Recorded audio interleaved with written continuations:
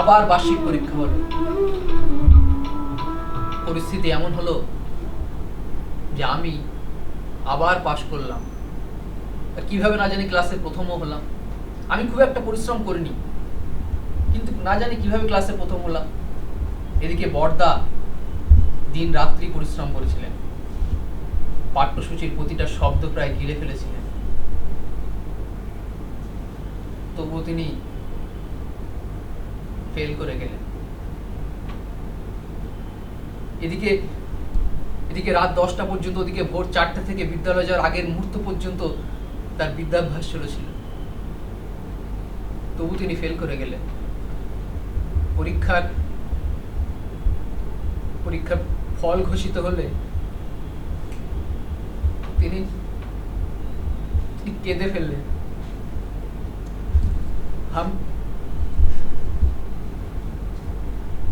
আমিও তাকে থেকে কাঁদতে লাগলাম। নিজের পাশের আনন্দটাই মাটি হয়ে গেল। এদিকে আমার মনের মধ্যেও একটা অনুচিত কুটিল ভাবনা মাথাচড়া দিয়ে উঠেছিল যে বড়দা যদি আর একবার ফেল করেন তো, বড়দা যদি আর একবার ফেল করেন তো আমি বড়দা সমান হয়ে যাবো, আমরা এক ক্লাসে পড়বো না। বড়দা আর ফেল করবে না। আমি পরীক্ষার সময় বলবো, বড়দা তুমি আমার দেখে লেখো, তুমি পাশ করে যাবে, তুমি আর ফেল করবে না। এক ক্লাসে বড়দা 2-3 বছর, বড়দা আর ফেল করবে না। সেই সময় নতুন ঘুড়ি ওড়ানোর শখ আমায় পেয়ে বসলো। সারাটা দিন ঘুড়ি ওড়ানোতেই কেটে যেতে লাগলো। তবে আমি বড়দাকে সম্মান করতাম, বড়দার দৃষ্টি এড়িয়েই ঘুড়ি ওড়াতাম। মাঞ্জা দেওয়া থেকে শুরু করে ঘুড়ি প্রতিযোগিতা সবকিছু আমি খুব গোপনে করতাম।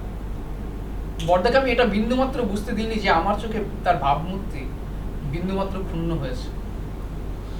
একদিন আমাদের হোস্টেল থেকে একটু দূরে একটা কাটা ঘুড়ির পিছনে আমি ছুটে যাচ্ছিলাম। আমার দৃষ্টি ছিল সেই আকাশের দিকে। সেখানে কত লাল নীল, কত রঙের ঘুড়ি। আরে পল্টু, ঘুড়ি! আরে আরে লাল ঘুড়ি! আরে পল্টু, ওটাই পিছনে দৌড়া! আরে হ্যাঁ হ্যাঁ, আরে আমি আসছি, আরে ওটাকে আমি নেবো। আরে চল রে, আরে আমি ওদিক দিয়ে যাচ্ছি, তুই দিয়ে চল। আরে পল্টু, হ্যাঁ রে ওটাই, আরে চল রে পল্টু।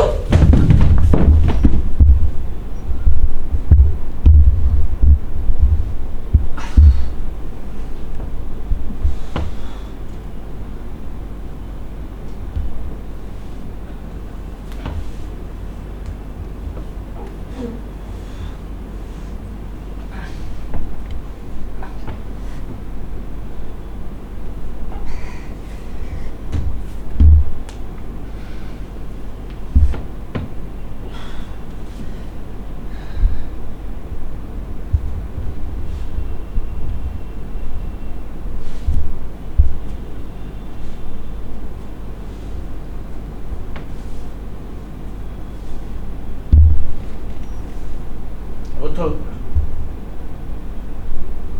হাত ধরে ওঠো। আমি জানতাম তুমি পড়বে। আমি প্রথমে তোমাকে আগেই বলেছি। এমন ভাবে ওই সামান্য একটা ঘুড়ির জন্য দৌড়চ্ছ যে মানে সামনে কে আছে বা কি আছে সেদিকে পর্যন্ত নজর নেই।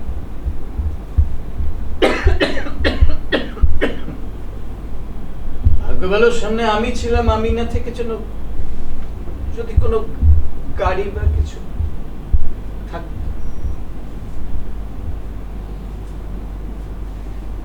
তুমি একটা সামান্য ওই 2 টাকা দামের ঘুড়ির জন্য এমন ভাবে ছুটছো যে একদম মানে ভাই, তুমি তো এখন আর নিচু ক্লাসে নেই, ক্লাস 9-এর ছাত্র। এই 9ম শ্রেণী পর্যন্ত পড়াশোনা করে এই দেশে অনেক সরকারি দায়িত্ব, গুরুত্বপূর্ণ সরকারি দায়িত্ব সামলেছেন। অনেকে সংবাদপত্র চালিয়েছেন, নেতা হয়েছেন, দেশ সেবা করেছেন। সেই ক্লাসের ছাত্র হয়ে তুমি সামান্য একটা 2 টাকার ঘুড়ি জন্য এমন ভাবে ছুটছো সামনে কি আছে। ভাই তুমি বুদ্ধিমান, মানে এটা নিয়ে কোনো সন্দেহ নেই, তুমি বুদ্ধিমান, কিন্তু সেই বুদ্ধির কোনো দাম নেই, অন্তত আমার কাছে নেই, সেই বুদ্ধি কাজে লাগে না। তার অন্তত আমার কাছে কোনো দাম নেই। আর তাছাড়া তুমি হয়তো এখন ভেবে নিয়েছো, তুমি এটাই ভেবে নিয়েছো যে ওই বড়দার তো আমাকে আর শাসন করার কোনো অধিকার নেই। বড়দা আর আমার মধ্যে তো মাত্র 1 ক্লাসের ব্যবধান, 1। পরের বছর যদি শিক্ষা ব্যবস্থার হাল এরকমই থাকে, বড়দার আমি তো একই ক্লাসে চলে আসবো, একই বেঞ্চে পাশাপাশি বসে দুজনে পড়াশোনা করব। এটা তুমি ভাবছো, তোমার মনের মধ্যে এটা কাজ করছে, আমি সেটা বুঝি। তুমি বুদ্ধিমান, আমিও খুব একটা বোকা নই তাহলে। আমাকে যদি বোকা ভাবো, মানে অতটা নই। ভাই আসল ব্যাপারটা হলো যে তুমি সামনের বছর নিশ্চয়ই আমাকে ছুঁয়ে ফেলবে, তারপরের বছর তুমি আমাকে টপকে চলে যাবে, তারপর ধীরে ধীরে তুমি ডাক্তার হবে, ইঞ্জিনিয়ার হবে, উকিল হবে, দেশ ও দশের গর্ব হবে।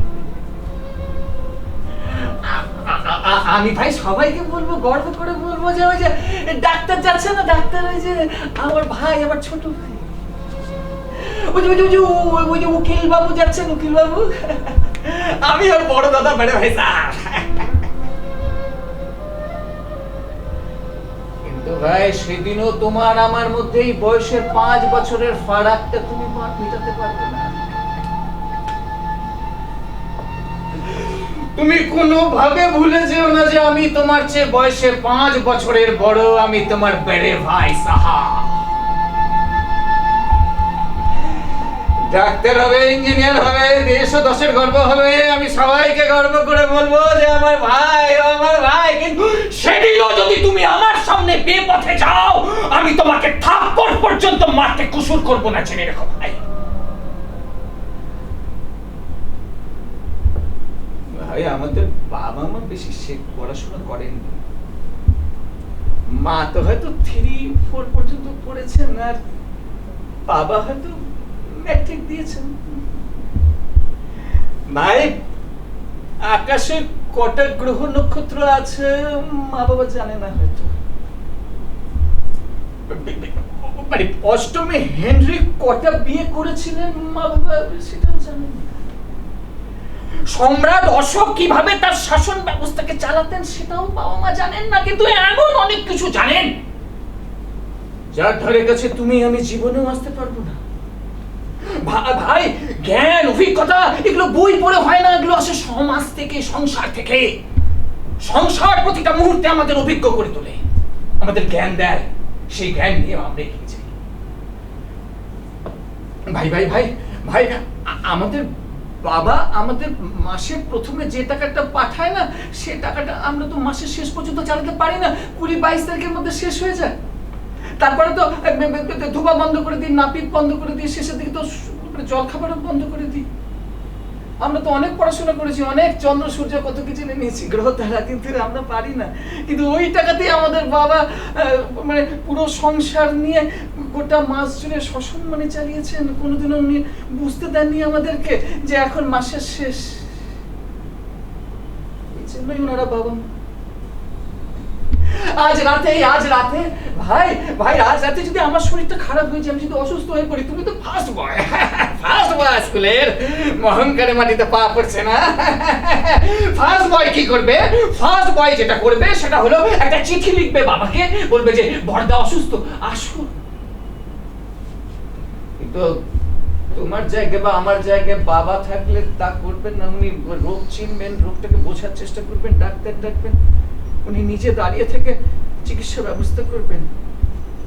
এই জন্যই বাবা মা। ভাই আমাদের বাবা মা না আমাদের চিরকাল শাসন করবেন। আমাদের এই মাথাটা চিরকাল ওনাদের পায়ের কাছে পড়ে থাকবে। এই জন্য নয় যে ওনারা আমাদের জন্ম দিয়েছেন, এই জগৎ সংসারটাকে ওনারা তখন আমার চেয়ে অনেক বেশি দেখেছেন। ভাই ওনারা যেভাবে আমাদের পথ দেখাতে পারবেন, যেভাবে গাইড করতে পারবেন, পৃথিবীতে কেউ করতে পারবে না।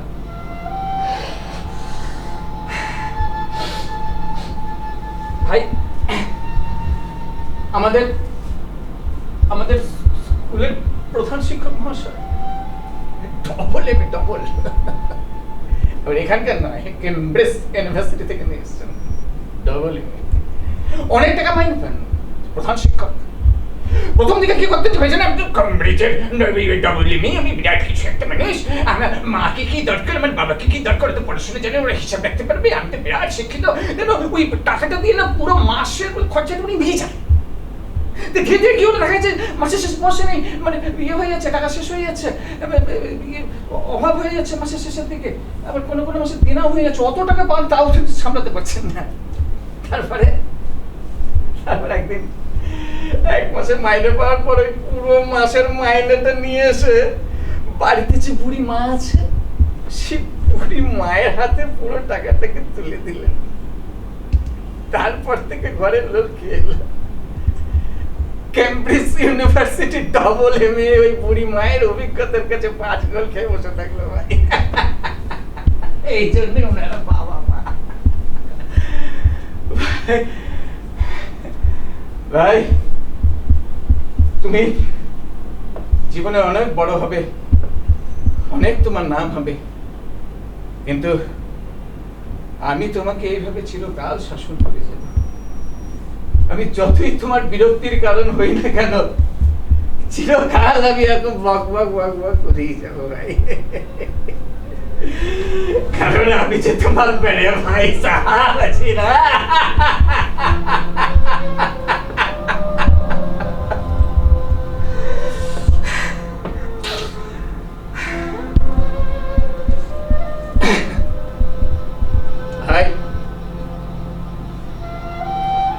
ভাই আমি আজকাল বুঝতে পারি যে তুমি আমাকে একদম পছন্দ করো না। তোমার মনে হয় যে বড়দা সারাদিন পরীক্ষা খাতাতে কিছু লিখতে পারে না, সাদা খাতা দিয়ে চলে আসে, আর আমাকে সামনে পেলি মনে হয় সেটা আমি বুঝি। আমার কথায় তুমি আজকাল বিরক্ত ভাই, আমি অতটা বোকা নই ভাই, যদি পারো আমাকে তুমি ক্ষমা করে দিও ভাই, আমাকে তুমি ক্ষমা করে দিও। আমি ক্ষমা করে দেবো না।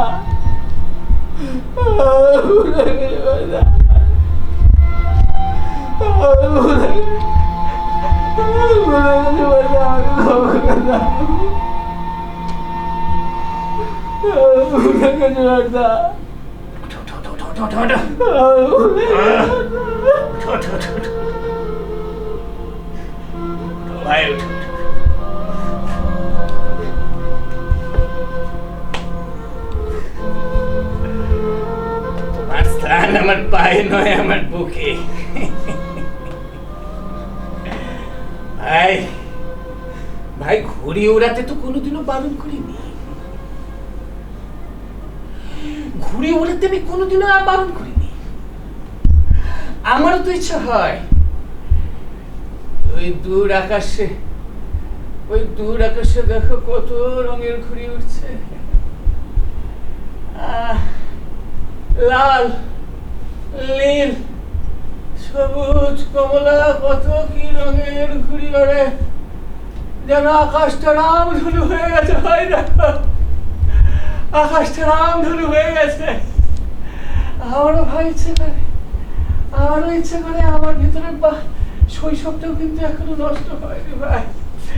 আমারও ইচ্ছে করে ওই ঘুড়িগুলোর সুতোটাতে হাত দিই, আমিও ঘুড়িটাকে ওড়াই। আমারও তো ইচ্ছে করে ভাই, কিন্তু পারি না করতে। কেন করতে পারি না জানো? আমাদের বাবা যে তোমাকে মানুষ করার, তোমাকে দেশ ও দশের গর্ব করে তোলার দায়িত্ব আমার কাঁধে দিয়ে ওই গ্রামের বাড়িতে নিশ্চিন্তে বসে আছেন। তুমি যে কাজটা করছো আমিও যদি সেই কাজটাই করতে শুরু করে দিই, তাহলে তোমাকে শাসন করবো কি করে, তোমাকে মানুষ করবো কি করে বলো ভাই?